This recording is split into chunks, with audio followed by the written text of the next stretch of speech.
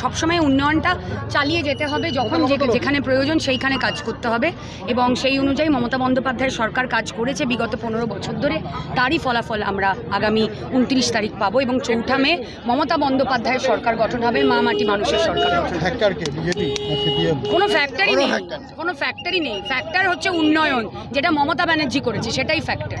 দিদি, বিভিন্ন সমীক্ষায় দেখা যাচ্ছে তৃণমূল কংগ্রেস আবার সরকারে আসছে। হ্যাঁ অবশ্যই, এটা বিভিন্ন সমীক্ষায় না, এটা তো বাস্তব। এটা প্রতিপক্ষদের জন্য একটা হার্শ রিয়ালিটি যে বাংলাতে সরকার মা মাটি মানুষেরই গঠন হবে। কারণ যারা এখন শুধু ভোট চাইতে বেরোচ্ছে,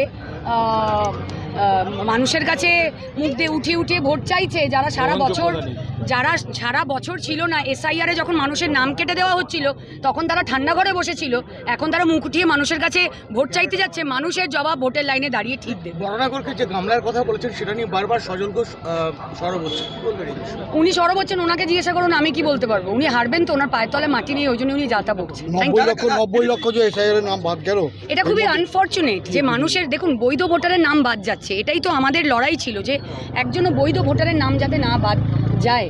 এবং বিজেপি অন্যান্য রাজ্যের মতো দখল তো করতে পারেনি গণতান্ত্রিক পদ্ধতিতে, তাই তারা এই সমস্ত SIR করে বাংলাকে দখল করার চেষ্টা করছে, কিন্তু সেটা তাদের এই চেষ্টাও বৃথা হবে, সেটা 4 মেই বোঝা যায়। দিদি, রাজনাথ সিং বলছেন কি বাংলা নিজের মেয়েকে চায়, কিন্তু এবার বাংলা নিজের মেয়েকে চাইবে না।